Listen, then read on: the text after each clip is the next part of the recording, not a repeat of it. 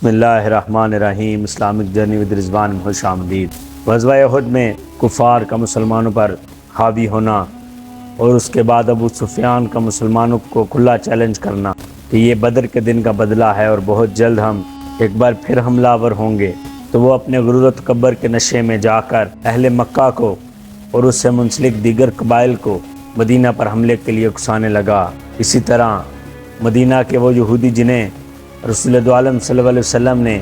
مدینہ بدر کیا تھا، انہوں نے بھی مکہ میں آ کر قریش مکہ کو ابھارا کہ وہ مدینہ پر حملہ کریں اور وہ یہودی ان کا بھرپور ساتھ دیں گے۔ اس موقع پر کفار مکہ اور یہودیوں نے متفقہ پلان ترتیب دیا اور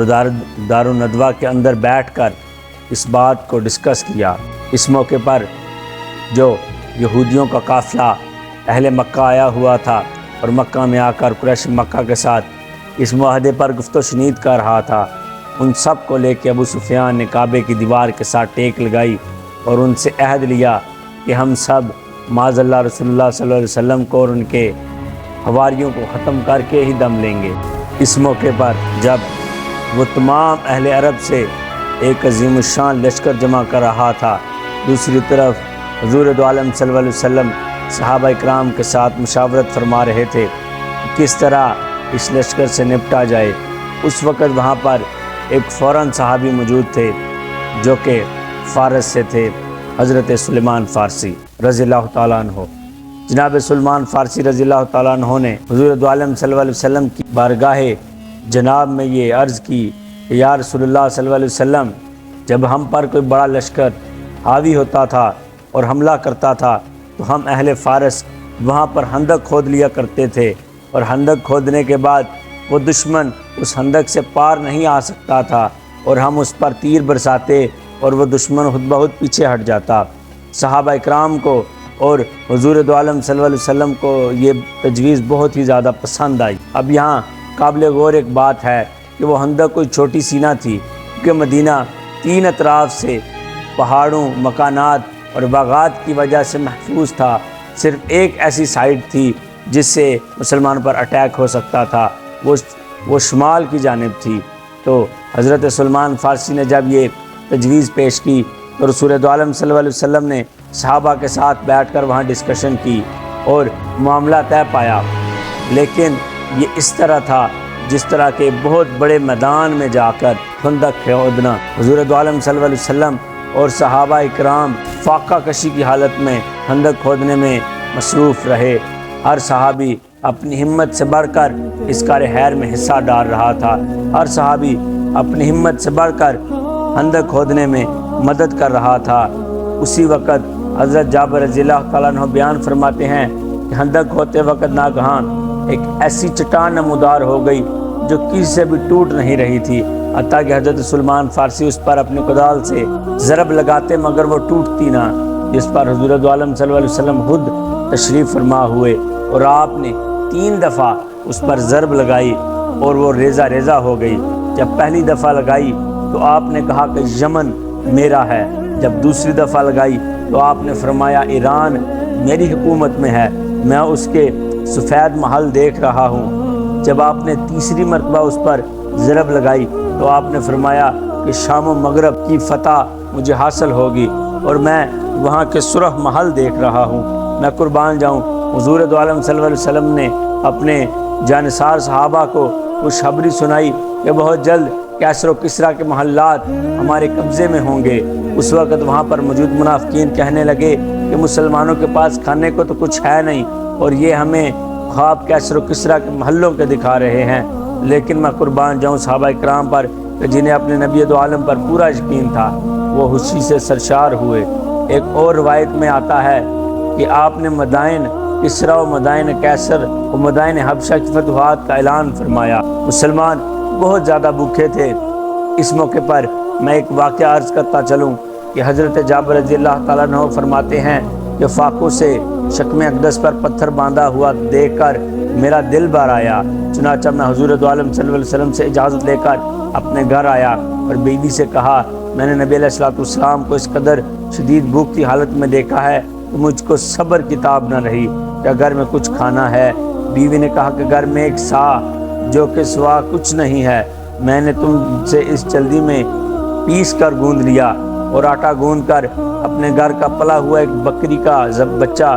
ذبح کر لیا تاکہ رسول دو عالم اور چند صحابہ کی دعوت کروں۔ اس موقع پر حضرت جابر حضور دو عالم کی خدمت میں حاضر ہوئے اور عرض کی کہ یا رسول اللہ صلی اللہ علیہ وسلم، ایک سایہ صرف چند اشخاص کے لیے میں نے تیار کیا ہے اور ایک بکری کے بچے کا گوشت تیار کیا ہے، تو آپ چلیں اور چل کر کھانا تناول فرمائیں۔ یہ سن کر حضور دو عالم نے تمام اہل خندق والوں کو دعوت دی کہ جابر نے دعوت طعام دی ہے، لہذا سب لوگ ان کے گھر پر چل کر کھانا کھا لیں۔ پھر مجھ سے فرمایا کہ جب تک میں نہ آ جاؤں روٹی مت پکوانا۔ چنانچہ جب رسول دو عالم صلی اللہ علیہ وسلم تشریف لائے تو گوندے ہوئے آٹے میں اپنا لعاب دہن ڈال کر برکت کی دعا فرمائی اور گوشت کی ہانڈی میں بھی اپنا لعاب دہن ڈال کر پھر روٹی پکانے کا حکم فرمایا اور یہ فرمایا کہ ہانڈی چولہے سے نہ اتاری جائے۔ پھر روٹی پکنی شروع ہوئی اور ہانڈی میں سے حضرت جابر کی بیوی نے گوشت نکال کر دینا شروع کیا۔ 1000 آدمیوں نے آسودہ ہو کر کھانا کھا لیا، مگر گوندا ہوا آٹا پہلے جتنا ہی رہ گیا اور ہانڈی چولہے پر بدستور جوش مارتی رہی۔ حضور دو عالم صلی اللہ علیہ وسلم کے معجزات ہیں جو اللہ تبارک و تعالیٰ نے ان کو عطا فرمائے۔ حضور دو عالم صلی اللہ علیہ وسلم نے خندق تیار ہو جانے کے بعد عورتوں اور بچوں کو مدینے کے محفوظ قلعے میں جمع فرما دیا اور مدینے پر حضرت ام مکتوم رضی اللہ تعالیٰ عنہ کو اپنا خلیفہ بنا کر 3000 انصار و مہاجرین کی فوج کے ساتھ مدینہ سے نکل کر صلہ پہاڑیوں کے دامن میں ٹھہرے۔ صلہ آپ کی پشت پر تھا اور آپ کے سامنے خندق تھی۔ مہاجرین کا جھنڈا حضرت زید بن حارثہ کے ہاتھ میں دیا اور انصار کا لمبردار حضرت سعد بن عبادہ رضی اللہ تعالیٰ عنہ کو بنایا۔ اب کفار کی فوج جو 4000 پر مشتمل مکہ سے نکلی تھی، لیکن دیگر قبائل اور دیگر منافقین و کافرین جب اس فوج میں جمع ہونے شروع ہوئے تو اس کی ٹوٹل تعداد 10,000 ہو گئی تھی۔ اس طرف مسلمانوں کا 3000 کا لشکر تھا، اس طرف 10,000 فل اسلحے سے لیس کفار مدینہ کی طرف بڑھ رہے تھے۔ لیکن جب وہ مدینے کے قریب پہنچے تو انہوں نے دیکھا تو وہ حیران رہ گئے۔ یہ ایک نئی جنگی چال تھی کہ اس سے پہلے نہ تو اہل عرب کو خندق کے بارے میں کچھ معلوم تھا اور نہ ہی کچھ۔ ابو سفیان بڑے ہی غرور کے نشے میں آگے بڑھ رہا تھا، لیکن خندق کو دیکھ کے وہ پیچھے ہٹ گیا کیونکہ اس کی ہمت نہ پڑی کہ میں آگے ہو جاؤں۔ قبیلہ بنو قریظہ کے یہودی اب تک غیر جانبدار تھے، لیکن بنو نذیر کے یہودیوں نے ان کو بھی اپنے ساتھ ملا کر لشکر کفار میں شامل کر لینے کی کوشش شروع کر دی، کیونکہ اہل کفار اب مسلمانوں پر حملہ نہیں کر سکتے تھے، کیونکہ خندق کی وجہ سے وہ بری طرح ناکام ٹھہر رہے تھے۔ وہ جو بھی کر لیتے ان کا بس نہیں چل رہا تھا کہ وہ خندق پار کر سکیں۔ کافی کفار نے کوشش کی لیکن ان سے خندق پار نہ ہو سکی، جس کی وجہ سے انہیں ترکیب سوجی۔ ابو سفیان نے مدینے میں موجود جو یہودی قبائل تھے ان کو اپنے ساتھ ملانا چاہا تاکہ اس طرف سے ہم حملہ کریں اور اندر سے یہودی قبیلے مسلمانوں کی خواتین اور بچوں پر حملہ کریں، تاکہ مسلمان دو سائیڈوں کی فوجوں کے درمیان صادم کی وجہ سے اپنے حواس کھو بیٹھیں، اس لیے کہ اس سے انہیں فائدہ ہوگا۔ لیکن حضور دو عالم صلی اللہ علیہ وسلم کو جب اس بات کا علم ہوا تو آپ نے اسی وقت اپنے صحابہ کرام کو تیار کیا تاکہ وہ جا کر بنو قریظہ کے سردار سے بات کریں اور اس کو اپنے عہد و پیما یاد کروائیں۔ حضور دو عالم صلی اللہ علیہ وسلم کو جب اس کی خبر ملی تو آپ نے حضرت سعد بن معاذ اور حضرت سعد بن عبادہ رضی اللہ عنہ کو تحقیق حال کے لیے بنو قریظہ کے قریب بھیجا۔ وہاں جا کر معلوم ہوا کہ واقعی بنو قریظہ نے معاہدہ توڑ دیا ہے۔ جب معزز صحابیوں نے بنو قریظہ کو ان کا معاہدہ یاد دلایا،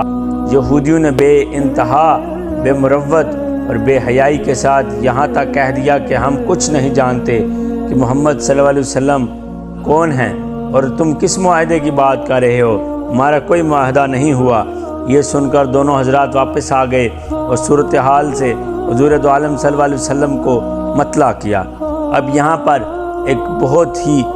بڑا مسئلہ بن چکا تھا، کیونکہ ایک طرف یہودیوں کی وہ بے حیا فوج تھی جو اندر سے مسلمانوں پر اٹیک کرنا چاہتی تھی، دوسری طرف کفار مکہ بھی کوشش کر رہے تھے، خالد ابن ولید، اکرمہ بن ابو جہل اور دیگر مکہ کے سردار، کہ وہ خندق پار کر کے مسلمان پر حملہ کر سکیں۔ اس موقع پر حضور دو عالم صلی اللہ علیہ وسلم اللہ کی بارگاہ میں دعا کے لیے ہاتھ بلند کیے ہوئے تھے کہ مسلمانوں کو فتح حاصل ہو۔ کفار کا لشکر جب آگے بڑھا تو سامنے خندق دے کر ٹھہر گیا اور شہر مدینہ کا محاصرہ کر لیا، اور تقریباً 1 مہینے تک کفار شہر مدینہ کے ارد گرد ڈیرے ڈالے ہوئے پڑے رہے، اور یہ محاصرہ اس سختی کے ساتھ قائم رہا کہ حضور دو عالم صلی اللہ علیہ وسلم اور صحابہ پر کئی فاقے گزر گئے۔ کفار نے ایک طرف تو خندق کا محاصرہ کر رکھا تھا، دوسری طرف اس لیے حملہ کرنا چاہتے تھے کہ مسلمانوں کی عورتیں اور بچے قلعے میں پناہ گزین تھیں، مگر حضور دو عالم صلی اللہ علیہ وسلم نے جہاں خندق کے لیے مختلف حصوں پر صحابہ اکرام کو مأمور فرمایا تھا، وہیں پر مسلمانوں، بچوں اور خواتین کی حفاظت کے لیے بھی صحابہ اکرام کو متعین کر دیا تھا۔ محاصرے کی وجہ سے مسلمانوں کی پریشانی دیکھ کر حضور دو عالم صلی اللہ علیہ وسلم نے یہ خیال کیا کہ کہیں مہاجرین و انصار ہمت نہ ہار جائیں، اس لیے آپ نے ارادہ فرمایا کہ قبیلہ غطفان کے سردار اینیا بن حسن سے اس شرط پر معاہدہ کر لیں کہ وہ مدینہ کی 1/3 پیداوار لے لیا کرے اور کفار مکہ کا ساتھ چھوڑ دے۔ مگر جب آپ نے حضرت سعد بن معاذ اور حضرت سعد بن عبادہ کو یہ بات بتائی تو ان دونوں نے عرض کیا کہ یا رسول اللہ صلی اللہ علیہ وسلم، اگر اس بارے میں اللہ تبارک و تعالیٰ کی طرف سے وحی اتر چکی ہے جب تو ہمیں اس سے انکار کی مجال ہی نہیں ہو سکتی۔ اگر یہ ایک رائے ہے تو یا رسول اللہ، جب ہم کفر حالت میں تھے اس وقت تو قبیلہ غطفان کے سرکش کبھی ہماری یہ کھجور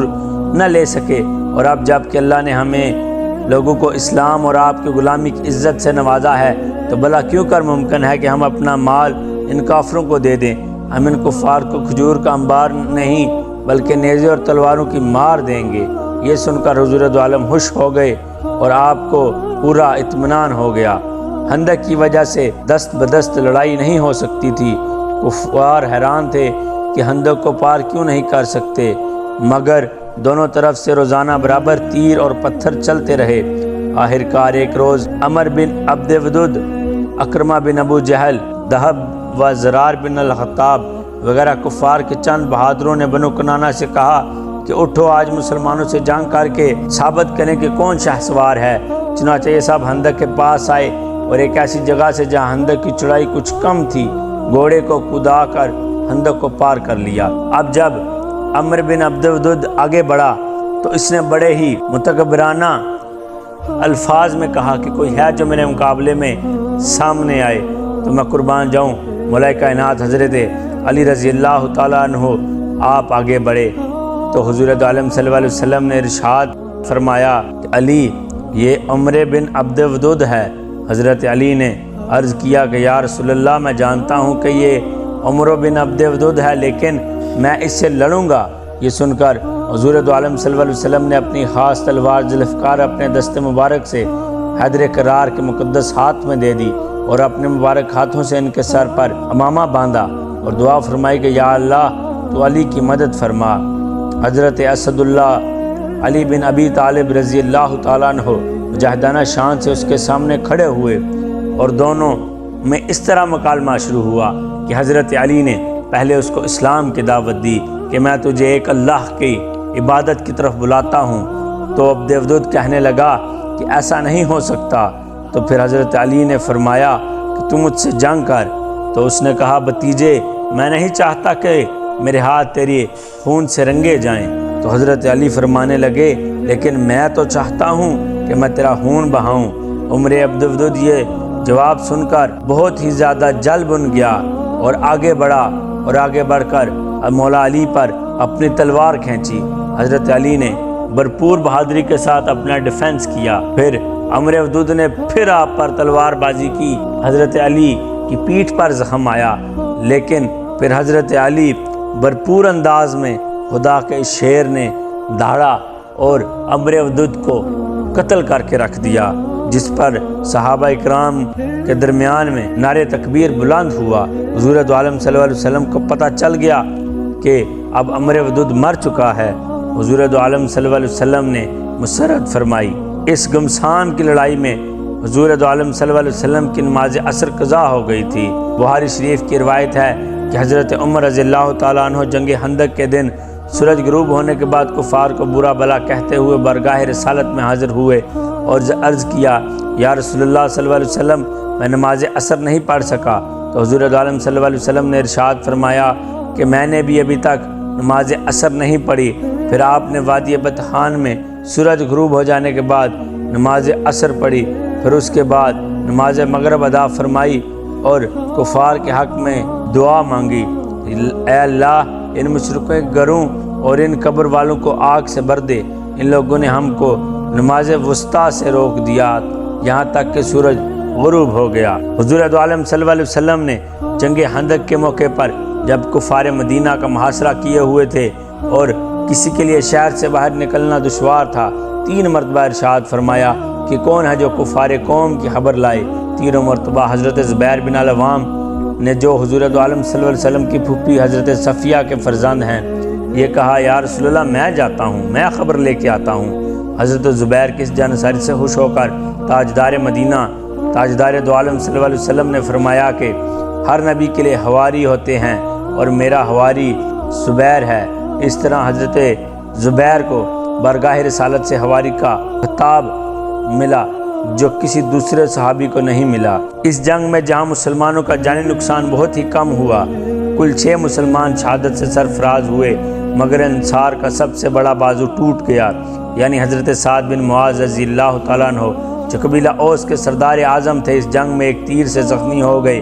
اور پھر شفا یاب نہ ہو سکے اور آپ شہادت کے مرتبے پر فائز ہوئے۔ ہم ان کی شہادت کا ذکر اپنی ایک ویڈیو میں کر چکے ہیں جو کہ ہم نے حضرت سعد بن معاذ کی شان میں بنائی تھی اور ان کی ہسٹری بیان کی تھی، آپ وہ ویڈیو جا کر دیکھ سکتے ہیں۔ حضرت سعد بن معاذ کی شہادت حضور دو عالم صلی اللہ علیہ وسلم کے لیے ایک بہت بڑا سانحہ تھی، کیونکہ آپ مدینے میں حضور دو عالم صلی اللہ علیہ وسلم پر جان نچھاور فرماتے تھے۔ اب میدان احد کی طرح مسلمان 2 فوجوں کے درمیان میں آ چکے تھے، ایک طرف کفار مکہ، دوسری طرف مدینہ کے وہ بے حیا یہودی جو اپنے عہد سے پھر چکے تھے۔ اس موقع پر ایک بہت ہی بہترین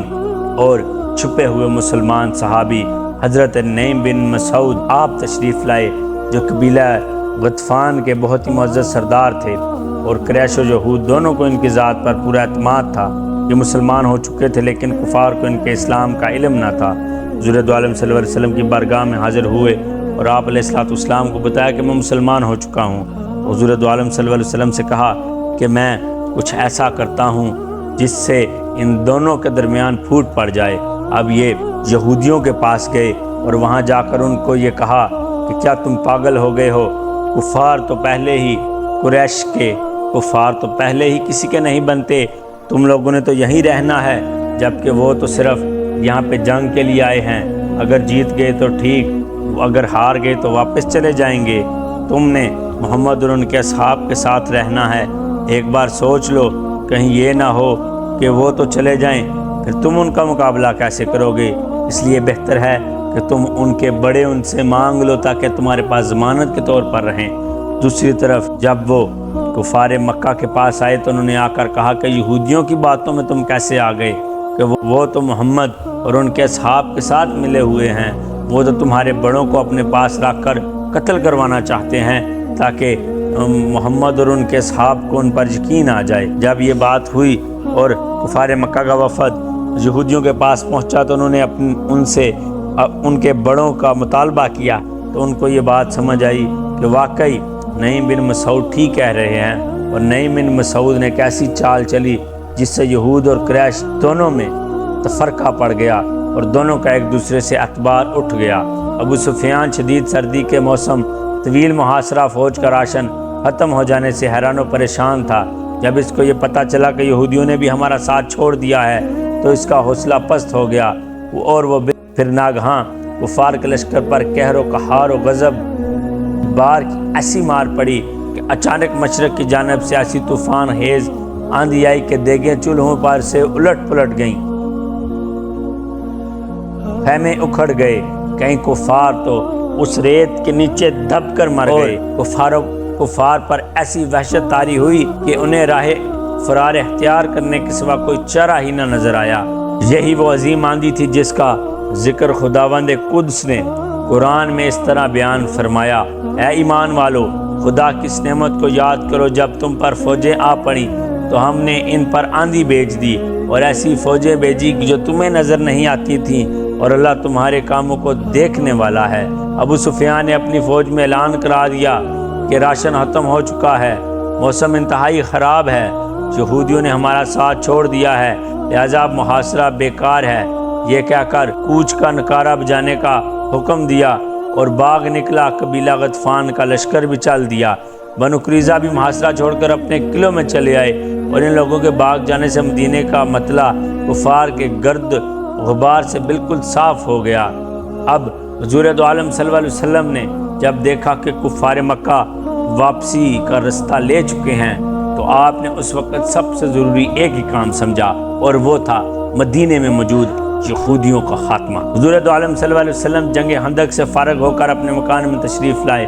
اور ہتھیار اتار کر غسل فرمایا۔ ابھی اطمینان کے ساتھ بیٹھے بھی نہ تھے کہ ناگہاں حضرت جبرائیل تشریف فرما ہوئے اور کہا کہ یا رسول اللہ صلی اللہ علیہ وسلم، آپ نے ہتھیار اتار دیا لیکن ہم فرشتوں کی جماعت نے ابھی تک ہتھیار نہیں اتارا ہے۔ اللہ کا یہ حکم ہے کہ آپ بنی قریظہ کی طرف چلیں، کیونکہ ان لوگوں نے معاہدہ توڑ کر اعلانیہ جنگ خندق میں کفار کے ساتھ مل کر مدینہ پر حملہ کیا ہے۔ چنانچہ حضور دو عالم صلی اللہ علیہ وسلم نے بنو قریظہ کی طرف قدم بڑھایا۔ ایک مہینے کے محاصرے کے بعد بنو قریظہ نے ان کے ساتھ یہ عرض کی، آپ حضرت سعد رضی اللہ تعالیٰ عنہ کو ہمارے بارے میں جو فیصلہ دیں گے ہمیں منظور ہوگا، انہیں بلائیے۔ حضرت سعد جنگ خندق میں ایک تیر کھا کر شدید زخمی تھے، مگر اسی حالت میں آپ وہاں تشریف لائے اور آپ نے کہا کہ لڑنے والے فوجیوں کو قتل کر دیا جائے، عورتیں اور بچے قیدی بنا لیے جائیں، یہودیوں کا مال و اسباب مال غنیمت بنا کر مجاہدوں میں تقسیم کر دیا جائے۔ جبکہ دوسری طرف یہودی یہ سوچ رہے تھے کہ ہم اپنی عورتوں اور بچوں کو خود قتل کر دیں اور پھر مسلمانوں کے ساتھ آخری دم تک لڑتے رہیں۔ لیکن جب حضرت سعد نے یہ تجویز پیش کی تو یہودیوں کو بھی سمجھ آیا کہ مسلمانوں کے دل میں عورتوں اور بچوں کے لیے عدل ہے، ان کے لیے رحم ہے۔ اب اس فیصلے کے مطابق بنی قریظہ کی لڑاکا فوجیں قتل کی گئیں اور عورتوں اور بچوں کو قیدی بنا لیا گیا، اور ان کے مال و اسباب کو مجاہدین اسلام نے مال غنیمت بنا لیا، اور اس شریر و بد عہد قبیلے کے شرف سعد سے ہمیشہ کے لیے پرامن مسلمان محفوظ ہو گئے۔ یہودیوں کا سردار حی بن اخطب جب قتل کے لیے مقتل گاہ میں لایا گیا تو اس نے قتل ہونے سے پہلے یہ الفاظ کہے کہ اے محمد صلی اللہ علیہ وسلم، خدا کی قسم مجھے اس کا ذرا بھی افسوس نہیں کہ میں نے کیوں تم سے عداوت کی، لیکن حقیقت یہ ہے کہ جو خدا کو چھوڑ دیتا ہے خدا بھی اس کو چھوڑ دیتا ہے۔ لوگو، خدا کے حکم کی تعمیر میں کوئی مذائقہ نہیں۔ بنی قریظہ کا قتل ہونا یہ ایک احکام الہی ہے، یہ تورات میں لکھا ہوا تھا، یہ ایک سزا تھی جو خدا نے بنی اسرائیل پر لکھی تھی۔ اب خندق کی کامیابی پر مسلمان مسرور میں تھے۔ حضور دو عالم صلی اللہ علیہ وسلم نے واضح ارشاد فرما دیا تھا کہ اب قریش مکہ ہم پر حملہ نہیں کریں گے، بلکہ ہم قریش مکہ پر حملہ کریں گے۔ مزید ایسی ویڈیوز کے لیے ہمارے چینل کو سبسکرائب کریں اور اسلامی تاریخ پر ہمارے مزید موضوعات کے لیے ہمارے چینل کو وزٹ کریں۔ فی امان اللہ۔